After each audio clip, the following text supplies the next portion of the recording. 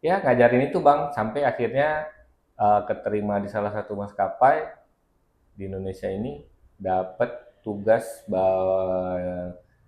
nyetir kalau kata nyetir ya, Warrior Bombardier CRJ 1000. Oke.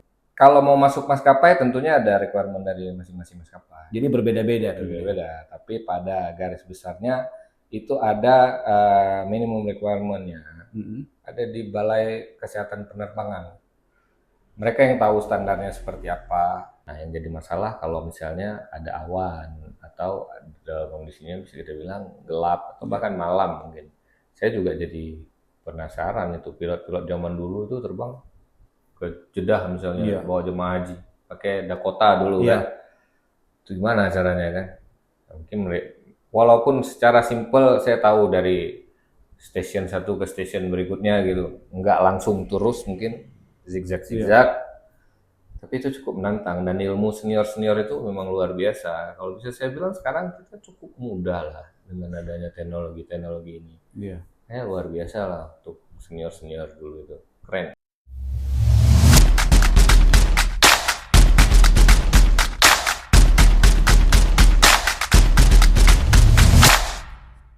Assalamualaikum warahmatullahi wabarakatuh. Halo rekan Kronika, apa kabar Anda untuk hari ini? Semoga Anda dalam keadaan sehat walafiat. Dan tentunya Kronika tak kembali lagi hadir yang akan memberikan informasi, edukasi, atau sekedar diskusi dengan narasumber yang mungkin juga bisa menginspirasi Anda. Dan untuk episode hari ini kita akan bercerita dengan narasumber kita atau mungkin juga bisa akan menjadi inspirasi Anda. Narasumber kita telah hadir di studio kita, ada Bang Subhan Karamaputra. Assalamualaikum. Waalaikumsalam, Maria. Saya panggilnya Abang. Siapa nih? Subi aja. Subi aja ya, nama panggungnya. Siapa beliau? Rahasia. Oke. Subhan atau Sube, salah satu pilot dari maskapai nasional yang akan berbagi inspirasi kepada Anda. Dan kita akan bercerita banyak tentang sebenarnya pilot itu ngapain aja.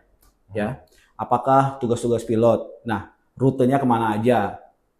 Pokoknya hal-hal yang berhubungan dunia aviasi akan coba kita bahas untuk episode kali ini. Oke, Sube, jelaskan dulu atau ceritakan sedikit sajalah ya. Mulai kapan atau kenapa bisa jadi pilot? Ini kalau dicerita kenapa? Sejak tahun berapa? Pilot itu cita-cita sejak kecil. Cita-cita. Oke, selain anak kecil ya. Oke, terus awal bergabung itu sekitar tahun 2011. Beasiswanya pemerintah Aceh. Oke. Alhamdulillah terpilih. Jadi berangkat untuk pendidikan itu. Selesai di 2015. Saya 2011 mulai pendidikan, 2015 selesai, dan itu langsung bergabung ke maskapai nasional atau ada tahapan-tahapan misalnya harus bawa helikopter dulu atau pesawat yang kecil-kecil dulu, ini seperti apa biasanya? Seharusnya seperti apa dalam sekolah pilot itu?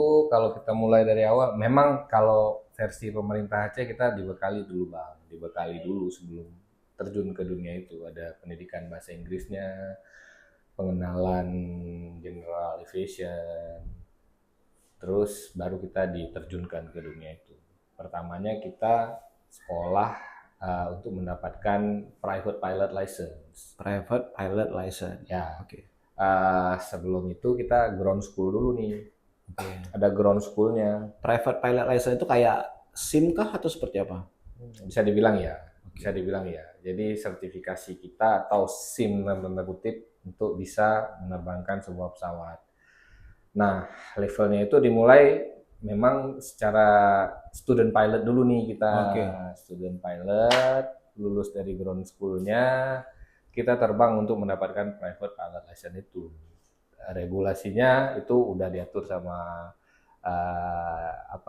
pada dinas perhubungan atau Kementerian Perhubungan ya. Kementerian Perhubungan udah ngatur berapa requirement jam untuk di daratnya dan lain-lain. Jadi seluruh pilot di Indonesia awalnya tahapannya sama seperti itu. Pasti karena standarnya Kementerian Perhubungan ya. Iya, jadi udah ada standarnya di Kementerian Perhubungan. Nah, setelah kita mendapatkan private pilot license, baru kita lanjutin lagi ke commercial pilot license. Itu bedanya apa tuh private dan komersial itu? Kalau private pilot itu kita boleh menerbangkan pesawat dan membawa penumpang, tapi tidak dibayar. Kita membawa penumpang tapi tidak Ya, dibayar. Oke. konsepnya seperti itu. Kalau komersial pilot license, kita udah bisa dibayar sebagai pilot dan bawa penumpang. Jadi private pilot license itu bukan berarti karena pesawat-pesawat private gitu ya, pesawat-pesawat jet orang kaya gitu bukan ya? Bisa aja sebenarnya, kalau Ah, tinggal nanti kita bedah regulasinya lagi. Oke. Tapi pada prinsipnya, kalau abang punya pesawat sendiri gitu, mau jalan-jalan sama keluarga, ya PPL aja cukup, Bang. standar PPL. Ah, Oke. Nanti tinggal tambahin instrumen ratingnya. Karena kan instrumen rating itu kan syarat untuk kita bisa terbang secara instrumen ya, nggak Iya. secara visual. Ya, jadi paling gitu. Setelah CPL biasanya ada tambahan kelas namanya instrumen rating. Oke. Instrumen rating itu berarti dia jenis pesawatnya ya, Dan itu additional, add-on-nya lah istilahnya, tambahan. tambahan. Jadi ketika kita sudah ngambil commercial pilot license, kita bisa terbang dengan cara instrumen.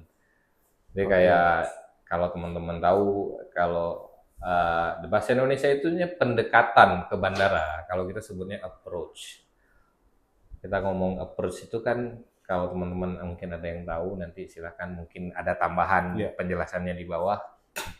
Pakai ILS, Instrument Landing System. Oke. Nah, jadi itu kita dipandu oleh ground base station yang memancarkan sebuah ya frekuensi tertentu, yang kita tinggal ngikutin frekuensi itu aja bisa mendarat. Oke. Jadi dan itu butuh sebuah kecakapan khusus, namanya instrumen rating itu. Instrumen rating. Jadi memang hanya untuk mempelajari tentang naik, take off atau juga landing ya. Ya, lebih ke skill tambahan, Skill tambahan. untuk terbang lah. Oke. Gitu. Baik. Nah, untuk Sube sendiri di awal itu nyetir pesawat apa nih? Bahasanya apa ya? Nyetir ya atau Sama lah, kurang lebih ya. untuk awal setelah menyelesaikan semua license itu tadi jenis apa yang Sube bawa pada saat Awal itu Cessna 172. 172 Kalau istilah kita mungkin pesawat capung. pesawat capung. Oke. 172 bersedia resiprokal, sama kayak mobil lah, dia pakai piston masih. Ada yang karburator, ada yang injeksi. Kemudian saya itu lulus CPLIR itu sempat bantu-bantu di sekolah pilot, ngajar lah istilahnya, ngajar lah. Tapi nggak sampai jadi instruktur terbang, cuma instruktur simulator aja.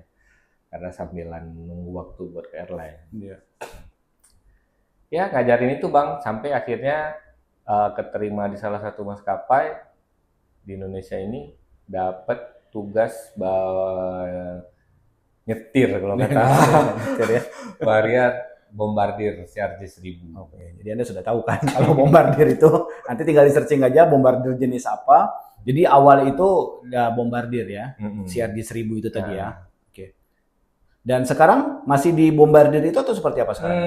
Sekarang lagi ditugaskan nerbangin 737-800 Next Generation. Yang NG ya. NG. Berarti ada lah ya singgah-singgah Banda Aceh. Ada. Ada ya.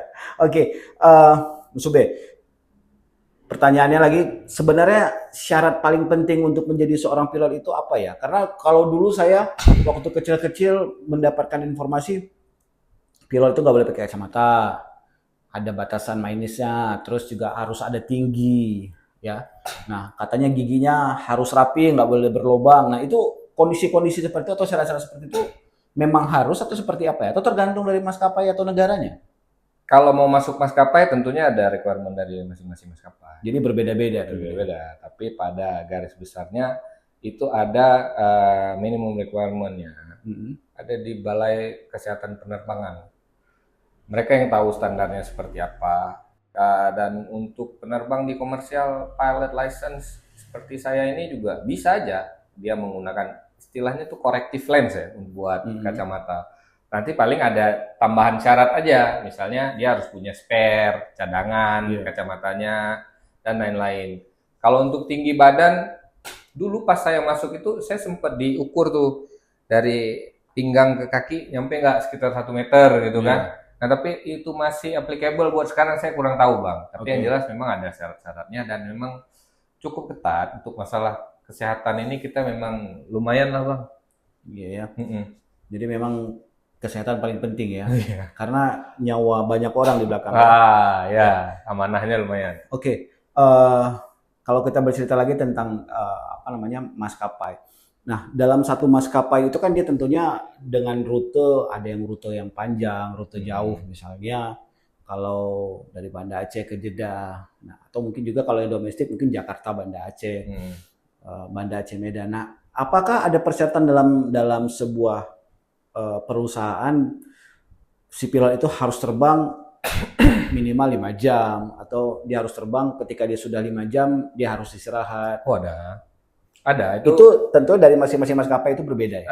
Kita secara Indonesia itu kita ngomong umum aja ya. Iya. Kita ngomong umum aturannya di CSR bisa dicek nanti di Kementerian Perhubungan ada itu syarat-syaratnya kita maksimum terbang berapa untuk 2 pilot berapa, 3 pilot berapa, itu ada. Kalau belum berubah ya, setahu saya di CSR itu ngomongnya 9 jam satu hari per hari ya, per 24 jam. Nanti ada per minggu lagi 30 jam dan per bulan lagi 110 jam. Jadi 110 jam bisa dalam per tahun gitu Sebulan. ya. Oh, sebulan 110 jam. Nah, dalam sehari misalnya 9 jam. 110 itu harus mencukupi atau dia nggak harus mencukupi? Enggak. Harus, tapi maksimalnya dia. Ya, jadi CASR itu Civil Aviation Safety Regulation. Jadi itu pedoman kita. Oke. Aturan yang harus kita patuhi di dalam penerbangan ini. Ya. Di Indonesia adopsinya dari ICAO Annex. Nah, di situ ngatur ini batas-batas yang bisa kita pakai untuk penerbangan. Termasuk tadi mungkin 9 jam ya, nggak harus 9 jam satu hari, tapi lebih tidak gitu, kurang boleh. Nah, kalau misalnya kalau kita berbicara 9 atau 8 jam misalnya. Misalnya ketika Sube dari Banda Aceh ke Jakarta kan hanya sekitar 2 atau 3 jam. Nah, apakah Sube harus menutupi 9 jam kan tidak? Enggak. Oke. Nah, ketika memang misalnya seorang pilot dia dari Banda Aceh Jeddah misalnya sekitar 8 jam. Nah, apakah dia harus menutupi 9 jam? Enggak juga. Nah, kalau dalam hari itu Sube hanya 2 jam itu juga nggak masalah ya? Fine aja. Sebenarnya kan airline bisnis ini kan juga udah ngatur. Rotasi krunya itu kan udah diatur sama mereka. Kalau hari ini saya 2 jam berarti ada rute lain mungkin yang ditutup oleh pilot yang bisa 8 jam mungkin. Ada 7 jam. Jadi itu komposisinya udah diatur untuk ya perhitungan margin dari maskapai lah. Udah dihitung lah. Tapi memang kalaupun misalnya Banda Aceh Jeddah juga bukan satu orang duduk 8 jam ya. Iya. Itu ada ada lagi. Ada aturannya lagi nanti. Itu namanya enlarged crew. Ya. Kalau kita ngomong itu mungkin terlalu jauh ya. Tapi yang jelas penerbangan Indonesia ini cukup diatur dan ujung utamanya adalah memastikan safety. Ya, keselamatan penerbangan tentunya. Ya. Oke. Nah, kalau kita tadi berbicara masalah tugas seorang pilot, sebenarnya apa yang harus dilaksanakan seorang pilot ketika dia mau terbang? Siap-siap dari rumah itu yang paling penting kan. Nah, mungkin bisa diinformasikan atau dikasih tahu kapan seorang pilot tuh dia akan tahu misalnya, oke, Sube hari ini harus ke Manado misalnya, dari Jakarta ke Manado. Nah ini kapan Sube bisa mendapatkan informasi itu harus ke Manado, nanti dari Manado harus ke Jayapura misalnya. Ini seperti apa? Yang pertama kita ada schedule tuh Bang, jadwal publish tuh lah. Itu per hari kah atau? Biasanya sekitar tanggal 25, 26 something lah. Itu akan muncul di aplikasi kita, bisa kita cek di handphone masing-masing gitu kan. Nanti bulan depan kemana nih. Nah, yang udah terjadwal seperti itu. Tentunya kan bisa saja per hari itu ada rotasi yang memungkinkan sekali bisa terjadi. Jadi bisa aja ada perubahan di tengah-tengah itu bisa Bang. Bisa aja. Bisa aja. Jadi kita udah tahu nih kemana-mana. Atau mungkin tengah malam kita sebelum tengah malam aja. Dikabarin besok jadinya rutenya ini ya, dikabarin tuh sama tracking istilahnya kan. Ya udah kita jalani. Tapi memang kita harus standby juga ya. Kita ada waktunya standby, ada waktunya libur, dan kalau libur memang nggak boleh diganggu. Jadi memang waktu buat. Jadi saat ini Sube di Banda Aceh ini libur ya? Lagi libur. Nah, mumpung lagi libur makanya saya culik ya, rekan Kronika ya. Oke, jadi memang ketika mau penerbangan sudah dapat tanggal 25 sudah dapat untuk mulai di tanggal 1 dan bulan selanjutnya. Ini apakah ada syarat atau secara umum ya, secara aturan yang dikeluarkan oleh pemerintah, oleh Kementerian Perhubungan, ada yang harus dipatuhi oleh seorang pilot sebelum dia terbang? Tentunya harus sehat. Oh ya. Maksudnya aturan-aturan lain apakah ada? Dari awal kita udah ngikutin aturan itu pasti Bang. Oke. Jadi kalau maksudnya yang spesifik nih ya. Iya. Mungkin kan setiap orang ada yang memang rutinitasnya atau ritualnya hanya sekedar segelas kopi gitu ya. Jadi ketika sebelum terbang seorang pilot dan kru lainnya juga sudah punya data itu ya. Iya, jadi proses terbang itu dimulai jauh sebelum terbang sebenarnya. Oke. Menarik ini. Tapi saya akan banyak bertanya ya, Sube ya. Nah, sekarang sudah canggih tentunya. Ya, sekarang sudah canggih dengan segala sistem. Tapi bagaimana seorang pilot itu bisa tahu itu rutenya ke Manado misalnya atau dari Banda Aceh gitu kan? Dengan luas udara, terus juga secara aturan, secara keamanan, regulasi. Apalagi misalnya kayak Indonesia dekat dengan Singapura, dekat dengan Malaysia, aturannya kan berbeda-beda ya. Ini bagaimana seorang pilot itu menjaga supaya sesuai di jalurnya gitu? Ya, yang pasti kita kan di briefing itu kuncinya tadi. Kita kan udah tahu tuh terbangnya mau kemana, dari mana ke mana, dan di situ rutenya juga udah ada. Secara nggak langsung karena memang ini udah jadi kebiasaan kita dan kita pelajarin dari dulu nih Bang, garis imajinernya udah tahu kita kan. Ini lewat rutenya, di sini ketinggiannya nanti kira-kira segini, karena mungkin di sini ada awan, di level tertentu ada awan, jadi hal-hal seperti itu kan kita udah mitigasi dari bawah tuh.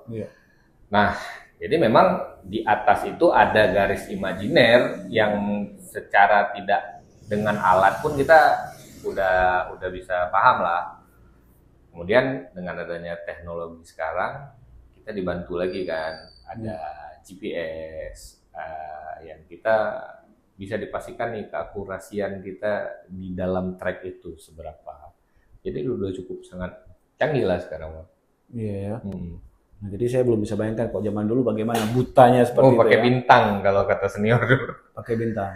Ya mungkin kalau terbang malam kan mungkin kalau dulu mungkin tahu informasinya boleh berbagi Pak. Kok menurut informasi senior seperti apa?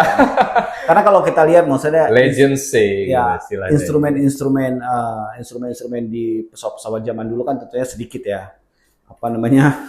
Ya. Otomatis kan dulu memang mengandalkan visual ya. Mata tuh memang harus jernih tuh ngelihatnya kita lagi ada di mana, mau kemana, target kita kemana gitu kan. Nah yang jadi masalah kalau misalnya ada awan atau dalam kondisinya bisa kita bilang gelap atau bahkan malam mungkin.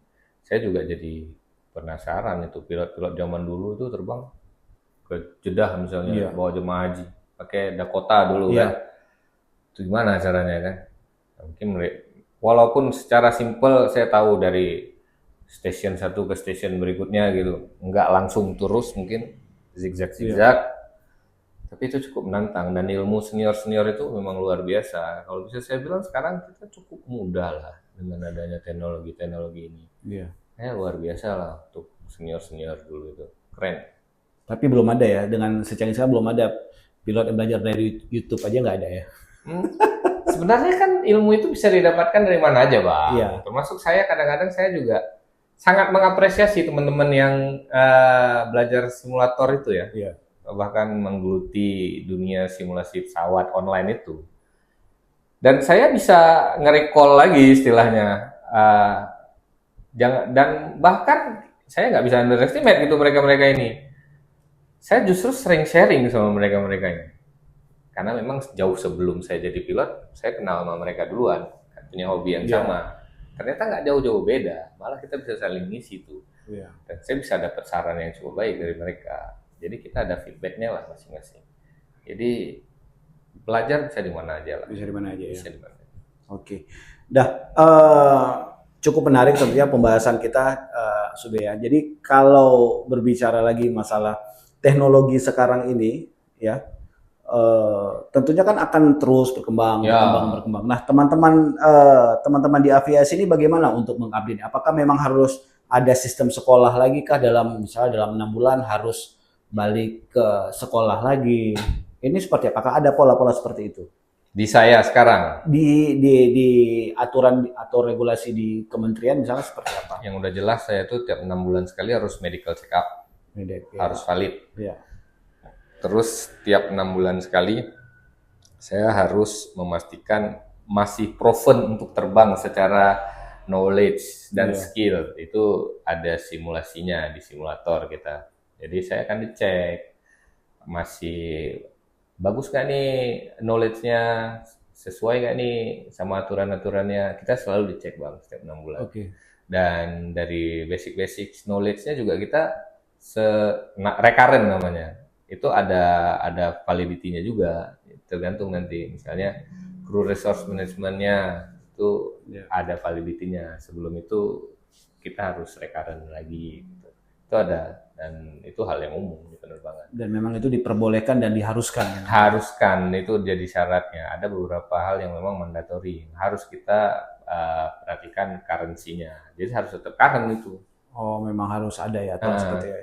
Jadi buat Anda tentunya jangan khawatir ya bahwa ternyata memang dunia aviasi ini cukup ketat dalam kesehatan para kru. Iya, lumayan karena memang targetnya kan safety. Ya.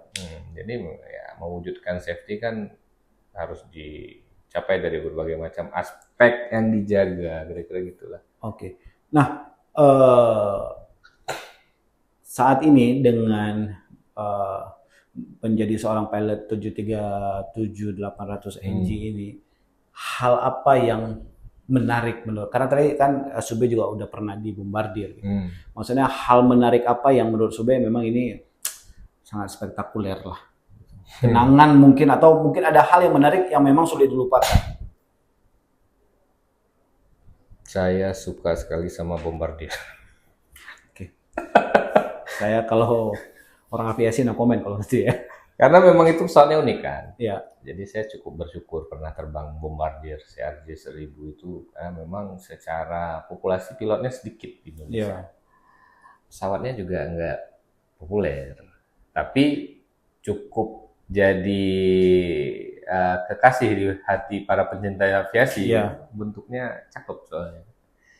Jadi sangat bersyukur pernah terbangin itu. Bukan berarti saya nggak suka 737. Saya cukup suka 737 juga. Pernah menerbangkan Bombardier itu kayak punya kesan yang gitu loh. Jadi alumni PKGR ada kesan sendiri ya. Golf Romeo. Wah, tersebut nih.